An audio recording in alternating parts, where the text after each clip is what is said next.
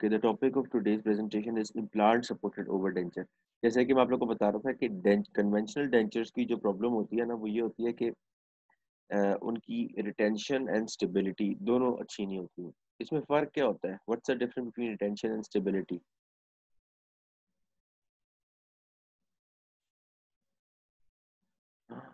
ये नहीं sir retention होती है जो उसको रिटेन रखती है, स्टेबिलिटी होती है जो उसके वर्टिकल फोर्सेस। पता? हाँ, नहीं तुम सही कह रहे हो यार। अमीर कह रहा है ना, अमीर बात कर रहा था। यस सर सर, एक वर्टिकल फोर्सेस वाली चीज होती है और एक हॉरिजॉन्टल फोर्सेस वाली चीज होती है। हाँ exactly. So Yes, sir. Retention is basically जो वर्टिकल डायरेक्शन में उस पे जो डिसलॉजमेंट है ना किसी भी डेंचर की या क्राउन की उसको रोके। और जो स्टेबिलिटी है ना वो हॉरिजॉन्टल डायरेक्शन में, मतलब साइड टू साइड मूव ना करे, रॉक ना करे कोई चीज। ठीक है, तो ये दोनों चीजें ना बहुत अच्छी नहीं होती इन कन्वेंशनल डेंचर्स। सो ऐसी सिचुएशन के लिए बनाए गए हैं overdenture to avoid this. ये जो आपका ज़ार्ब एंड बोलेंडर की बड़ी क्लासिक लाइन है कि इन अवेलेबिलिटी ऑफ फ्लोटिंग प्लास्टिक, इसको अवॉइड करने के लिए ना कि over denture treatment was devised के ओवर डेंचर। अब देखो ये प्रॉब्लम्स हैं कन्वेंशनल डेंचर की।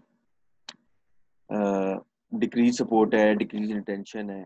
सबसे खूबसूरत बात जो है ना इम्प्लांट सपोर्टेड ओवर डेंचर्स की, जो मेरे पेशेंट्स मुझे बताते होते हैं। मैं आप लोगों को कल नहीं परसों की बात बताऊं तो I got a call from a patient of mind जिसका हमने recently implant supported over denture उनको दिया। ओवर डेंचर कह लो या ब्रिज कह लो, डिफरेंट ऑप्शंस होते हैं, वो आपको मैं आपको बताऊंगा। We placed implant supported bridge because patient preference was कि मुझे डेंचर फ्लैंज जो है वो बड़ी तंग करती है, तो फ्लैंज के बगैर बनाए। तो फ्लैंज के बगैर जो है ना वो फिर porcelain fuse to metal bridge बनता है। ठीक है, तो we placed 4 implants in the mandible.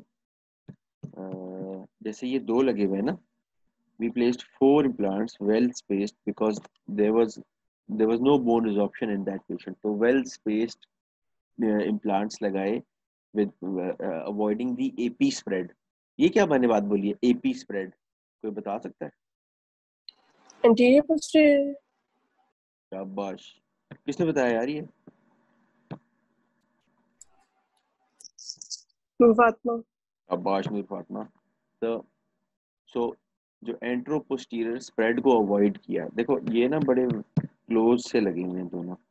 और ये दोनों बड़े क्लोज क्लोज जो इम्प्लांट्स लगे हुए हैं ना, इसको इतना क्लोज लगाने की वजह ये होती है कि मेंटल फॉरामेन से आगे आगे बोन होती है, उससे पीछे बोन रिजॉर्व हो चुकी होती है। तो उस पेशेंट में बोन थी। तो 4 वेल प्लेस्ड इम्प्लांट्स लगाए और वेल स्प्रेड इम्प्लांट्स लगाए एंड उनके ऊपर भी प्लेस्ड था screw retained screw retained porcelain fused to metal bridge. Do you know the difference between screw retained and cement retained?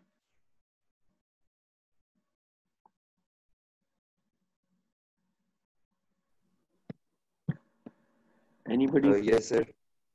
हाँ स्क्रू रिटेन जो होता है वो सर स्क्रू रिटेन में बटमेंट के अंदर स्क्रू जो है वो फिट करके ऊपर इम्प्लांट, वो जो डेंचर होता है उसमें जो है वो उसकी स्पेस बनी होती है स्क्रू की अटैच करने के लिए। जो सीमेंट रिटेंड होता है वो ओवरऑल सीमेंट जो है उसमें प्लेस करते हैं उसको। ठीक है, वेरी गुड असद। एंड आसिल तुम क्या बता रहे थे?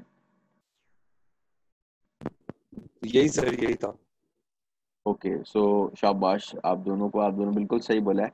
अगर बाकियों को नहीं पता, कंफ्यूजन थोड़ी है रहेगी तो मुझसे पूछ ले। Cement retained is basically implant लगाया, इम्प्लांट के ऊपर अबटमेंट स्क्रू के साथ अटैच कर दी और अब अबटमेंट लगी हुई है एंड देन यू प्लेस। जैसे जैसे ये देखो ये इम्प्लांट के ऊपर अबटमेंट छोटी सी लगी हुई है, इसके ऊपर अब आप किसी भी ल्यूटिंग सीमेंट के साथ इसको चिपका दो तो that will be cement retain.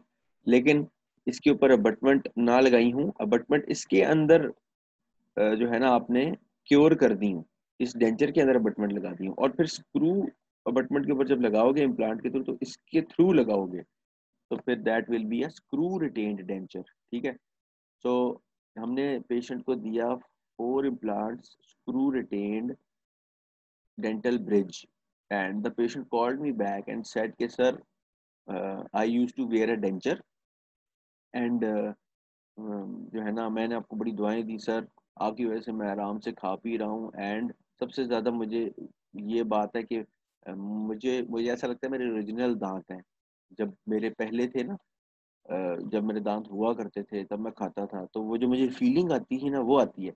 तो basically what he was talking about was the proprioceptive response.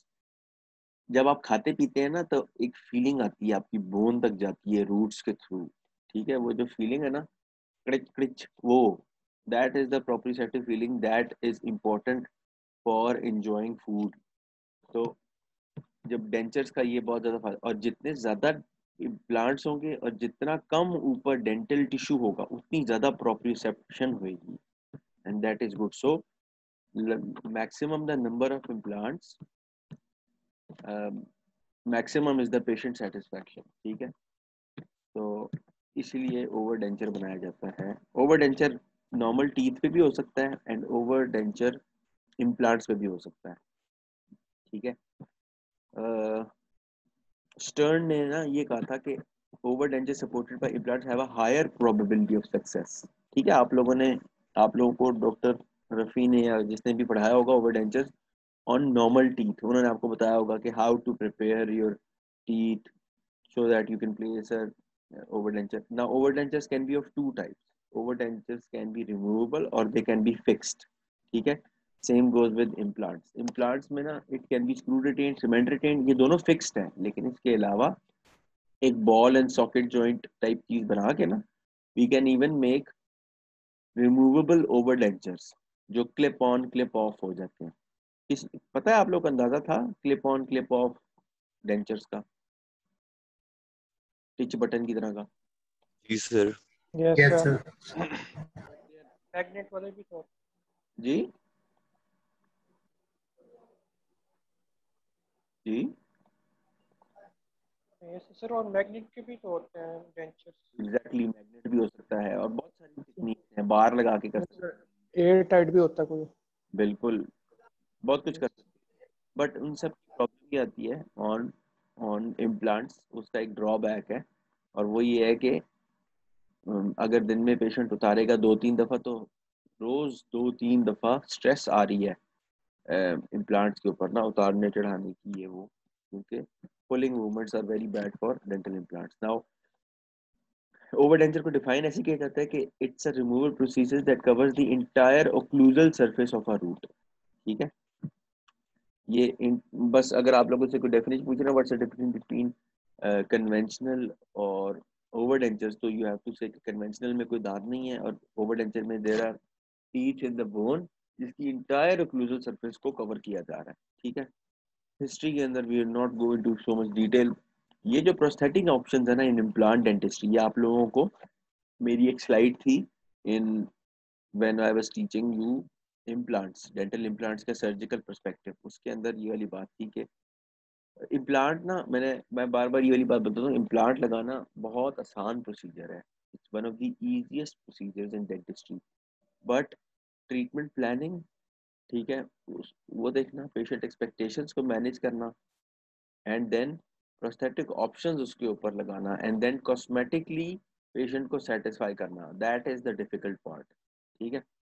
तो ये आप लोगों को पता है, FP1 होता है फिक्स प्रोस्थेसिस होता है एंड सिंगल क्राउन होता है, FP2 होता है जिसके अंदर we replace the crown and portion of a root as well. sometimes what we do is के बोन लॉस अगर होता है, क्राउन बहुत लंबा बन रहा है पेशेंट का ना, तो हम क्राउन लंबा बना देंगे लेकिन क्राउन का सर्वाइकल एंड पे ना पिंक पोर्सलिन लगा देंगे, ठीक है, ताकि वो लगे कि दांत छोटा ही है, but because there is so much bone loss तो cosmetically we have to do something. FP3 होता है it replaces the missing crown and gingival colour and portion of the edentulous site as well. So pink porcelain भी आएगा, साथ में थोड़ा सा denture की फ्लैंज भी इसमें हमें ऐड करनी पड़ेगी, ठीक है। FP4 is it's a removable prosthesis over denture supported completely by the implant, ठीक है। ये वही है, मैग्नेट हो सकता है, बॉल एंड सॉकेट हो सकता है, बार अटैचमेंट्स हो सकती हैं। अच्छा, and the end the FP5 option, नहीं ये अब RP पे आ चुके हैं। RP5 जो ऑप्शन है ना, that is removable prosthesis over denture supported bye soft tissue and implant. इसका मतलब पता है किसी को, supported by soft tissue and implant? तो अंदाजा मैं बताता हूँ। सर रिज से भी सपोर्ट लेंगे उसको। जबरदस्त, ये देखो ये दो इम्प्लांट से भी सपोर्ट ले रहा है और पीछे रिज के ऊपर भी होगा ये। ऑन दी अदर हैंड, अगर ये वाले मामलात हों, 5 इम्प्लांट लगे हुए, देन रिज को ये डेंचर टच भी नहीं कर रहा होगा, completely it will be supported by the dental implants. ठीक है, अब अगर रिज को, रिज सपोर्ट कर रही है ना डेंचर को, तो इसका मतलब है कि लोड्स विल बी शेयर्ड। तो पेशेंट बहुत जोर से बाइट करेगा तो उसकी जिंजवा पे उसको फील होगा। ठीक है, तो बाइटिंग स्ट्रेंथ थोड़ी सी कम हो जाती है ऐसी सिचुएशंस में। Now what are the indication? Severe morphological compromise हो जाएगा डेंचर सपोर्टिंग एरियाज का। ठीक है, आप लोगों में से सबने डेंचर तो बनाए हुए हैं ना, तो आप लोगों को अंदाजा होगा कि जब डेंचर्स हम बनाते हैं, इट्स एन ओल्ड टेक्नोलॉजी, इसके अंदर बहुत सारी प्रॉब्लम्स आती हैं, पुअर ओरल मस्कुलर कोऑर्डिनेशन आती है। ठीक है, अगर अगर आप लोगों के मुंह में कोई छोटा सा हाई स्पॉट आ जाए ना, आप लोग कभी रेस्टोरेशन किसी ने करवाई हो, तो पूरा दिन जो है ना इंसान वो उस रेस्टोरेशन के साथ, आपकी जुबान आपको पता भी नहीं होगा, खेलती रहेगी उसको, हाई स्पॉट को छेड़ती रहेगी। ठीक है, तो आप इमेजिन करें इतने बड़े बड़े 2 फ्लोटिंग प्लास्टिक के चिप्स आपके मुंह के अंदर आ जाएं, इतनी बड़ी बड़ी। ठीक है, तो क्या होगा आपका? तो there will be excess salivary production, there will be poor oromuscular coordination. ठीक है, denture wearing also depends upon a patient's IQ। अगर पेशेंट का IQ थोड़ा हाई है ना, ही स्मार्ट, तो ही कैन मैनेज। ठीक है, but if someone is not smart, and is very old and also less compliant, तो वो मस्कुलर कोऑर्डिनेशन बहुत बुरी होगी। उनको आपने थोड़ा सा ना ऑटो पे लगा के छोड़ना होता है ऐसे पेशेंट्स को, तो फिर उनके लिए you need a fix prosthesis. Low tolerance of mucosal tissues, functional parafunctional habits हैं अगर, ठीक है, तो फिर अनरियलिस्टिक प्रोस्थेटिक एक्सपेक्टेशंस हैं। अच्छा, ये होता है आप लोगों के ना, आप लोगों के, मेरे साथ, मैं आपको वाकया सुनाता हूँ, आप लोगों के साथ भी ऐसा शायद हो सकता है जब आप थोड़े से बड़े हो जाओगे। मेरे ना, जिस तरह कोई बैकवर्ड एरिया से मेरे किसी जानने वाले ने मुझे फ़ोन किया, कहीं गांव से मुझे फ़ोन किया कि जी दांत लगवाने हैं ये वो। तो मैं जब डेंटिस्ट था, या मैं तुम लोग की तरह हाउस ऑफिसर बनने वाला था या रेजिडेंट था, तो मैं बोलता था हाँ ठीक है, मुझे तो पता नहीं था। तो मैं उनके डेंचर कभी 1-2 पेशेंट्स के बनवाता था, वो मुझे बाद में गालियाँ देते थे। ठीक है, क्योंकि वो जितने भी लोग आते थे ना, वो आते थे with unrealistic prosthetic expectations. So after 6-7-8 appointments, जिसके अंदर वो हर दफा उनको कभी गर्म किया जा रहा है, कभी ठंडा किया जा रहा है, प्रोस्तो वाले जो है ना, वो एक वो जो साथ वो ले आते हैं बर्नर। वैसे यार प्रोस्तो वालों के बारे में बातें नहीं करनी चाहिए, क्यों? एक तो ये इसलिए क्योंकि लेक्चर रिकॉर्ड हो रहा है, दूसरी ये भी बात है कि लेक्चर भी उन्हीं का ही है। तो लेकिन वो प्रोस्तो वालों, आपको पता है ना, वो उनकी अपॉइंटमेंट होती है लंबी। ठीक है, एंड वो सारी मामलात के बाद एंड पे वो डेंचर दिया जाता है, जिसमें जब पेशेंट को बोलते हैं कि थैंक यू वेरी मच, तो पेशेंट का डेंचर उसके हाथ में आए थे। तो अनरियलिस्टिक प्रोस्थेटिक एक्सपेक्टेशंस होंगी, एक्टिव या हाइपर एक्टिव गैग रिफ्लेक्स होगा, तो ओवर डेंचर लगा देना है। ठीक है, कॉन्ट्राइंडिकेशंस ये हैं जो हर चीज़ की होती हैं। ठीक है, MI हो गया, वैल्वुलर प्रोस्थेसिस हो गया, रीनल डिसऑर्डर, ये वही है बेसिकली जो जिसमें आप इम्प्लांट नहीं लगा सकते। ठीक है, अल्कोहलिज्म, रेडियोथेरेपी, हार्मोन डेफिशिएंसी। अब इसके फायदे देखो क्या है, वही सारे उल्टे कर दो अब। ठीक है, इसके अंदर बोन लॉस नहीं होगी। क्यों? क्योंकि बोन के अंदर रूट्स पड़ी नहीं है, लाइक इम्प्लांट्स पड़े हुए हैं ना, तो फिर बोन रिजॉर्प्शन नहीं होगी, एस्थेटिक्स अच्छी हो जाएंगी, ओक्लूजन अच्छी हो जाएगी, इम्प्रूव्ड चूइंग एफिशिएंसी हो जाएगी। ठीक है, इम्प्रूव्ड रिटेंशन, सपोर्ट, स्पीच। ठीक है, ये सब कुछ होगा। अच्छा, पेशेंट सेटिस्फेक्शन, जाहिर सी बात है इम्प्लांट ओवर डेंचर्स की बहुत अच्छी होगी। ठीक है, अच्छा, natural tooth overdentures versus implant overdentures में एविडेंस हैज शोन, स्टर्न की मैंने आपको पहले भी बात बताई थी, कि implant overdentures are more, show more success. ठीक है, तो ये बात क्लियर हो गई। ओके, डिसएडवांटेजेस क्या हैं इसके? डिसएडवांटेजेस ये हैं कि ऑब्वियसली ये अलग अलग दांत नहीं होते, ये होता एक ही डेंचर है, तो ये साइकोलॉजिकल नीड जो है ना पेशेंट की सेटिस्फाई नहीं करता। प्लस ये कि कुछ लोगों को इस बात में प्रॉब्लम होती है कि यार इतनी बड़ी चीज मेरे मुंह के अंदर लगी हुई है और मैं इसके साथ मैं इसको उतार भी नहीं सकता हूँ, और कुछ लोगों की को ये वाली बात पसंद होती है कि I can remove my teeth at night and chill करके जैसे मैं सो सकता हूँ। जैसे जैसे जैसे कुछ लोग हैं ना जिनको नाइट सूट पहने बगैर नींद नहीं आती, ये उस तरह के लोग हैं जो कहते हैं यार ये बस सुकून से मैंने चिल होके सोना है। उनके लिए ये it's not a good option.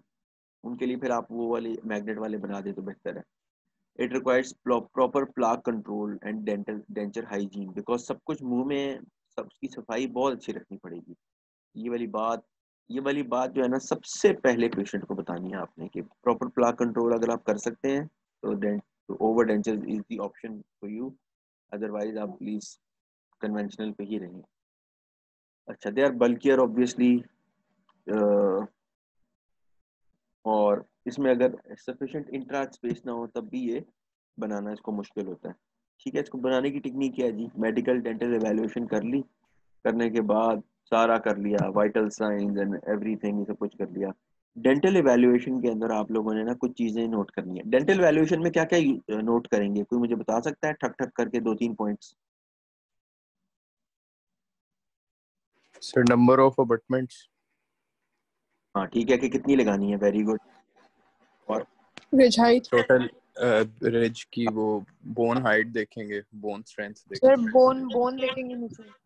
ऊपर म्यूकोजल टिश्यू देखेंगे, केराटिनाइज टिश्यू देखेंगे। जबरदस्त। Soft tissue evaluation, hard tissue, कितनी बोन है, बोन ग्राफ्टिंग की जरूरत तो नहीं है, ये देख लिया। इसके अलावा पेशेंट और कुछ देखेंगे, बड़ा इंपॉर्टेंट है, पेशेंट की साइकी पढ़ना बड़ा इंपॉर्टेंट है डेंटल इवैल्यूएशन करते हुए। Oral hygiene. ओरल हाइजीन, शाबाश, कर ली, ओके। कुछ वगैरह अगर उसकी कोई है तो वो भी डिटेक्ट करेंगे पेशेंट की। सॉरी, क्या करेंगे? सर अगर उस मतलब इवैल्यूएशन अगर ब्रक्सिज्म वगैरह या कोई पैरा फंक्शनल हैबिट उसकी नजर आ रही है जैसे। बहुत इंपॉर्टेंट पॉइंट बताया है Occlusion. हासिल ने। सर को रिमेनिंग रूट वगैरह भी देखेंगे इन केस अगर कोई हो।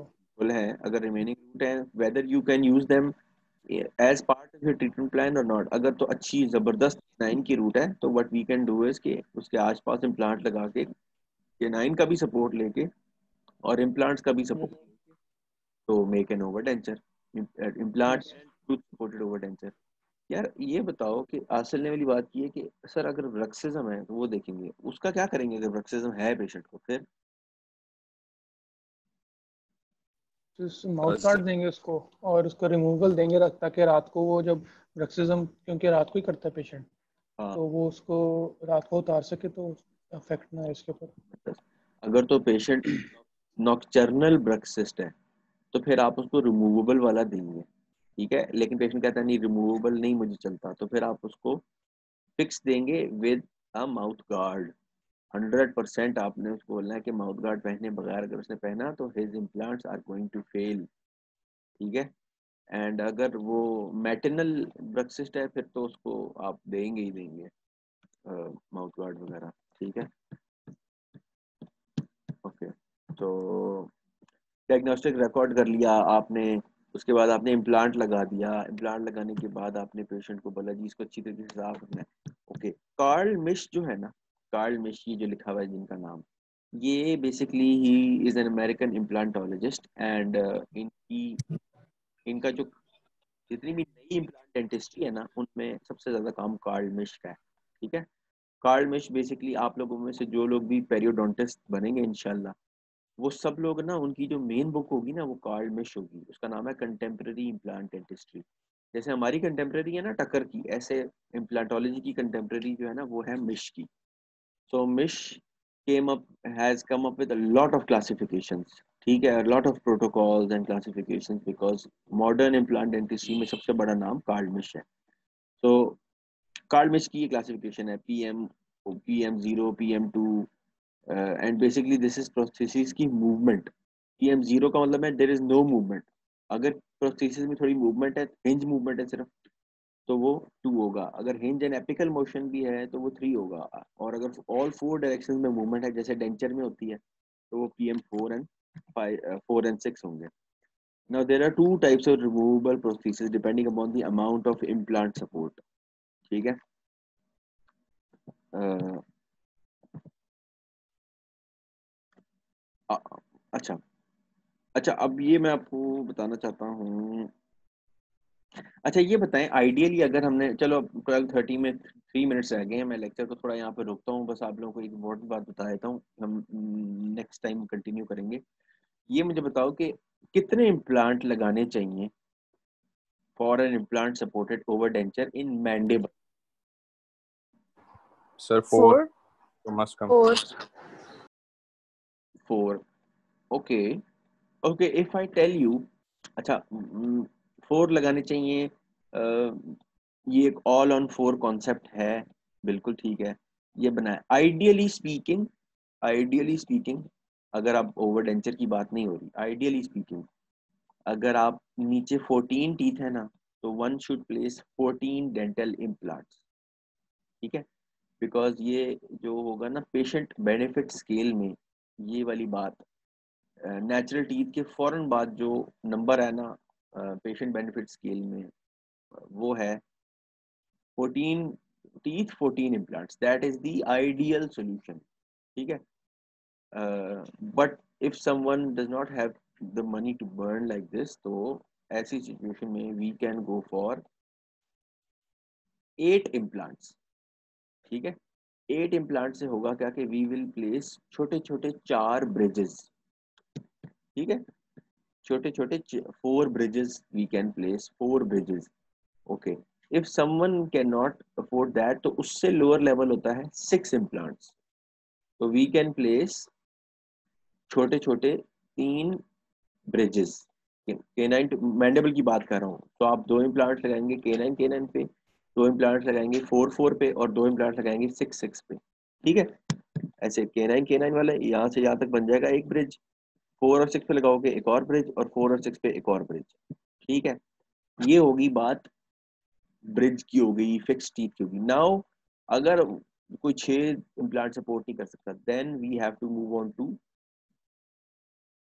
हम लोग को डेंचर पे मूव करना पड़ेगा, फिर हमें स्प्लिंटेड टीथ पे मूव करना पड़ेगा कि ब्रिज बनेगा, जो कि फुल माउथ ब्रिज बनाने की तरफ जाना पड़ेगा।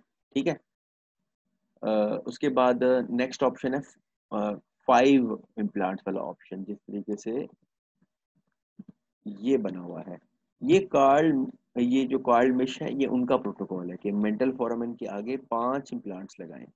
और 5 इम्प्लांट्स लगाने की टेक्निक क्या है, उसने इनको बोला है ABCDE। ठीक है, और वो ये कहते हैं, जैसे आगे आई थिंक लिखा होगा, इधर नहीं लिखा हुआ, आगे उससे अभी आगे आएगा ABCDE। उन्होंने ये कहा कि ये मेंटल फोरामेन से आगे कितना आगे इम्प्लांट लगा सकते हैं हम लोग? 5 mm 2 mm नो, कितना इस एंटीरियर मेंटल फोरामेन से एंटीरियरली कितना प्लांट कितनी दूर लगाएंगे? किसी ने मुझे बोला 5 mm। 5 mm sir. 5 mm। बिल्कुल सही आंसर है, इसलिए क्योंकि 2 mm दूर रहना है नर्व से, एंड नर्व कहाँ है, एंटीरियर लूप बना के 3 mm वैसे ही आगे आई होती है यहाँ पे। तो यहाँ पे हम लगाएंगे, यहाँ पे हम लगाएंगे एक इम्प्लांट 5 mm आगे, और ये 5 mm आगे एक और इम्प्लांट लगाएंगे। इनके दोनों के बिल्कुल सेंटर में हम एक इम्प्लांट लगाएंगे। जैसे अगर डिस्टेंस है ना 20 mm, तो बिल्कुल 10 mm पे हम इधर लगा देंगे, और उसके बाद फिर हम इन दोनों का जो डिफरेंस होगा ना, इन दोनों के दरमियान एक एक इम्प्लांट लगा देंगे। ठीक है, अच्छा नेक्स्ट स्टेप क्या है, कोई 5 भी नहीं अफोर्ड कर सकता, तो then we can move on to 4 implants, all on 4 concept है, उस पे भी ये भी कारखाना है ना इधर? हम्म? नहीं मतलब वायरिंग सारी फैक्ट्री है। हाँ तो कारखाना जो यार लेक्चर सुनते नहीं है तुम लोग यार। एक गलती से किसी एक बंदे का म्यूट हो, अनम्यूट हो, तो कोई पराठा खा रहा है, कोई अंडे खा रहा है, कोई बर्तन धो रहा है, कोई बाथरूम में है। ओके, एक सिर्फ मुझे तुम लोगों ने सीधा बिठाया है इधर। अच्छा, नेक्स्ट ये है कि 5 ना हो सके तो फिर 4 लगाते हैं इम्प्लांट्स। अगर 4 भी ना कोई अफोर्ड कर सके ना, तो बेयर मिनिमम काम किया जाता है, विच इज 2 इम्प्लांट्स। 2 इम्प्लांट लगाएं और उसके ऊपर आप डेंचर दे दें ना। अब आप लोग अमेज होने वाले हो। आप सोच रहे हो ना कि यार ये 2 इम्प्लांट हैं, ये तो मतलब बहुत ही मतलब किसी बैकवर्ड इलाके के अंदर कहीं पे जाके, पाकिस्तान में बहुत ही बैकवर्ड इलाके में जाके कहीं पे 2 इम्प्लांट्स लगवाते होंगे लोग। ऐसे सोच रहे होगे आप लोग, मैं ऐसे सोचता था। Then I read an article, ठीक है। There was this one guy who did research and he sent these these forms to 270 maxillofacial surgeons all around Europe, ठीक है। और उसने maxillofacial surgeons को एक भेजा क्वेश्चनर फॉर्म, और उसने पूछा कि आप जो ओवर डेंचर लगाते हैं तो उसमें कितने इम्प्लांट्स लगाते हैं, ठीक है। 65% of the maxillofacial surgeon said कि सबसे ज्यादा कॉमन ट्रीटमेंट है हमारे पास 2 इम्प्लांट्स लगाएं और ऊपर डेंचर लगा दें मैंडिबल में। Do you know why? फिर उस पर ग्रेविटी फोर्स एक्ट नहीं कर रही होती। Sir affordability. हाँ एब्सोल्युटली, अफोर्डेबिलिटी। हम पाकिस्तान में हम लोग बड़े मज़े से चीज़ें अफोर्ड कर सकते हैं as compare to Europe. Pakistan में we can afford implants, they are not very expensive relatively speaking as compare to Europe वगैरह। वहाँ पे इट्स वेरी एक्सपेंसिव और insurance does not cover this, ठीक है। हम लोग यहाँ पाकिस्तान में ना बहुत मज़े करते हैं कुछ सेंस में कि हम लोगों के लिए बहुत चीज़ें कुछ बहुत सस्ती हैं पाकिस्तान में, बट बाहर के मुल्कों में बहुत एक्सपेंसिव है डेंटल इम्प्लांट ट्रीटमेंट। सो वहाँ पे वो लोग 2 इम्प्लांट्स सबसे ज़्यादा कॉमन टेक्निक है। ओके जी, मैं आगे कंटिन्यू करूँगा यार इसको। आप लोगों का कोई क्वेश्चन हो बेटे तो आप पूछ लें। एंड स्क्रीनशॉट्स कौन शेयर कर रहा है यार? साथ करेगा। साथ पराठे खा रहा है, तेल वाले हाथों से स्क्रीनशॉट्स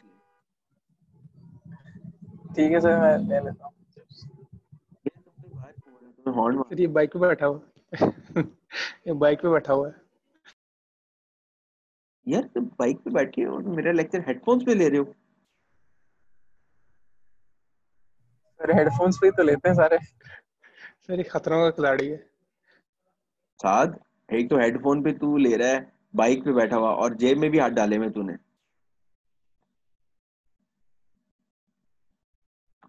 स्क्रीनशॉट ले ले भाई। चले, थैंक यू बेटे आप लोगों का, और इंशाल्लाह आप लोगों से मुलाकात होगी ऑन। अब ये मत बोलना कल भी को प्रोस्तो का लेक्चर है। कल है कोई? जी यस सर। सर। कल प्रोस्तो का लेक्चर है, लेकिन मैंने नहीं लेना वो, है ना। सर बेहतर आप ही ले लें।